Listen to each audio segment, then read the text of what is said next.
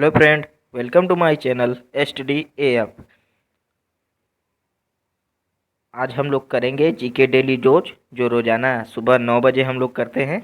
तो इससे पहले आप लोगों ने चैनल नहीं सब्सक्राइब किया है तो चैनल सब्सक्राइब करें, साथ ही बेल आइकन दबाएं, क्योंकि हम डेली जीके डेली जो डोज रोज़ करते हैं। 30 क्वेश्चन रोज़ाना यहाँ जो अदर एग्ज़ाम में पूछे जाते हैं। तो चलिए स्टार्ट करते हैं।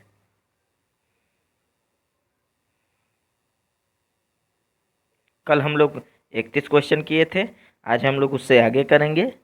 तो चलिए देखते हैं।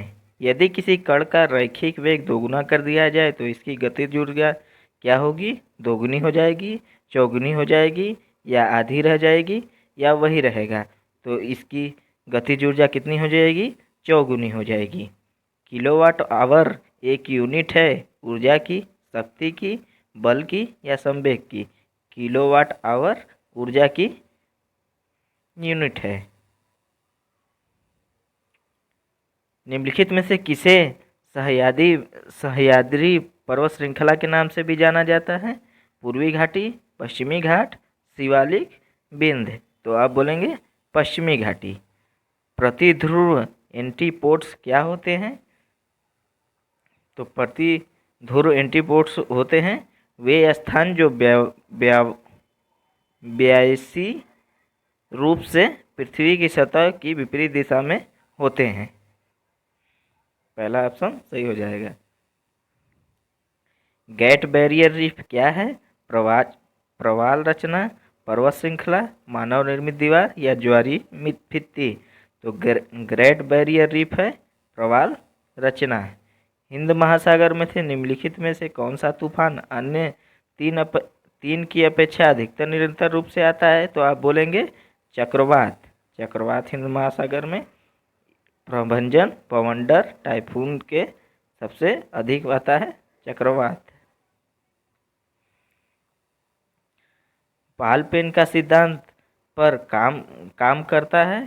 श्यानता, बायल का नियम, गुरुत्वीय बल, या पृष्ठीय बल? तो आप बोलेंगे सी, गुरुत्वीय बल। बाल पेन का किस सिद्धांत पर काम करता है? तो गुरुत्वीय बल पर। भारत के राष्ट्रीय आय के प्राकलन तैयार किए जाते हैं? राष्ट्रीय विकास परिषद द्वारा, राष्ट्रीय उत्पादकता परिषद द्वारा, राष्ट्रीय आय सीमित द्वारा, या केंद्रीय सांख्यिकी संगठन द्वारा? तो यहाँ पे हो जाएगा ऑप्शन नंबर डी इसका सही, केंद्रीय सांख्यिकी संगठन द्वारा। भारत की प्रमुख वाणिज्यिक फसल कौन सी है? कपास, दालें, जूट, तिलहन। कपास, तिलहन, जूट और गन्ना। चाय, रबर, तंबाकू और जूट। आलू, चाय, तंबाकू और कपास। तो आप बोलेंगे कपास, तिलहन, जूट और गन्ना भारत की प्रमुख वाणिज्यिक फसल है। एक आदमी 10 मीटर से दूर साफ नहीं देख पाता, वह किस रोग से ग्रसित है? दूरदृष्टि, निकट दृष्टि, मायोपिया, मोतियाबिंद, या दृष्टि दीर्घ दृष्टि, हाइपरमेट्रोपिया? तो निकट दृष्टि आप बोलेंगे मायोपिया से ग्रसित है।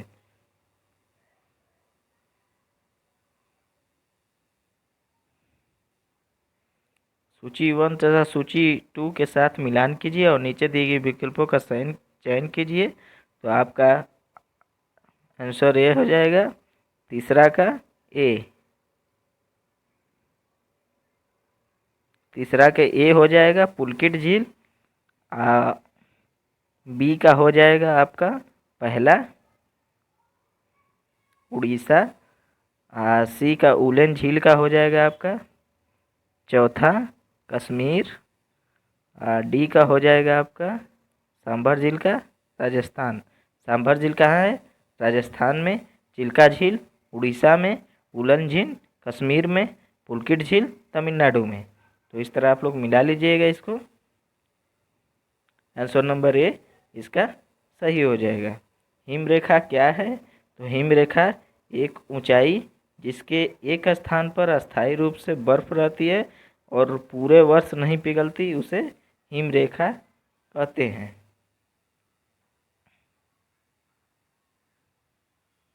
डेल्टा की सही परिभाषा क्या है?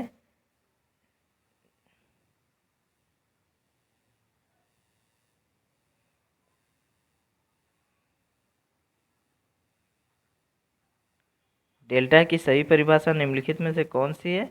एक त्रिकोणीय तटीय भूमि जिसका निर्माण समुद्र अथवा महासागर में तैरने वाली नदी का गाद द्वार होता है, या एक स्थान जहां समुद्र व नदी के जल का मिलन होता है?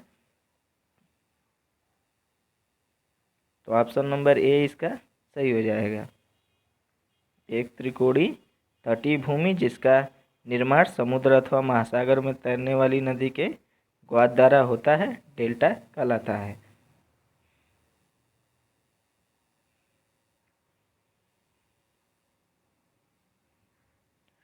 निम्नलिखित में से किस प्रकार की जलवायु में लेटराइट मृदा विकसित होती है? तो आप बोलेंगे आर्द्र उष्णकटिबंधीय क्षेत्र में। आर्द्र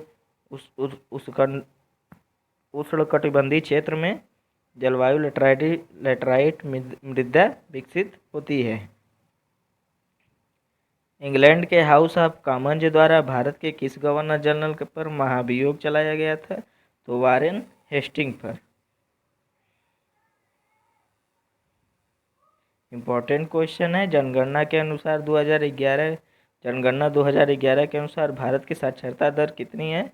तो 74.04% है। निम्नलिखित में से कौन सा स्थान भारत के पुर्तगालियों का मुख्यालय था? तो गोवा वह स्थान था। निम्न में से कौन सा नियुक्ति भारत के राष्ट्रपति के में अधिकार नहीं है? तो लोकसभा का अध्यक्ष। बाकी ये तीनों हैं, लेकिन लोकसभा का अध्यक्ष नहीं है। भारत का मुख्य न्यायाधीश, अध्यक्ष वित्त आयोग, थल सेनाध्यक्ष भारत के राष्ट्रपति के अधिकार में आते हैं, लेकिन लोकसभा का अध्यक्ष भारत के राष्ट्रपति के अधिकार में नहीं आता है। मरकुरी क्या है? मरकरी एक द्रव धातु है। भारत के पूर्वी तट पर स्थित पत्तन है तो पारदीप और हल्दिया। दोस्तों वीडियो कैसी लग रही है आप कमेंट में जाके ज़रूर बताएं। निम्नलिखित में से कौन सी नदी विषुवत रेखा को 2 बार पार करती है? निम्नलिखित में से कौन सी नदी विषुवत रेखा को 2 बार पार करती है? तो आप बोलेंगे अमेजन नदी वो है। भारत में कपास की खेती के लिए सर्वाधिक उपयुक्त क्षेत्र कौन सा है? तो दक्कन का पठार है। पृथ्वी की सतह पर किसी स्थान पर पड़ने वाले सूर्यातप की मात्रा निम्नलिखित में से किसके कारण निर्भर करती है? तो उस स्थान की जलवायु पर निर्भर करती है। वीडियो कैसा लग रहा है कमेंट बॉक्स में ज़रूर बताएं। बहुत महत्वपूर्ण क्वेश्चन है। निम्नलिखित में से किस महासागर में सर्वाधिक सक्रिय ज्वालामुखी है? तो प्रशांत महासागर में। कटरीना नाम दिया गया है प्रभंजन को। कटरीना नाम दिया गया है प्रभंजन को, ना कि कटरीना कैफ को। महात्मा गांधी के अनुसार निम्न में से कौन सा सही है? धर्म को राजनीति से अलग करना, राजनीति को धर्म के साथ चलना चाहिए, धर्म को पूरी तरह निषिद्ध कर देना चाहिए, राजनीतिक को सामाजिक आर्थिक जीवन से पूरी तरह निकाल दिया जाए। तो आप बोलेंगे ये धर्म को राजनीति से अलग करना होगा।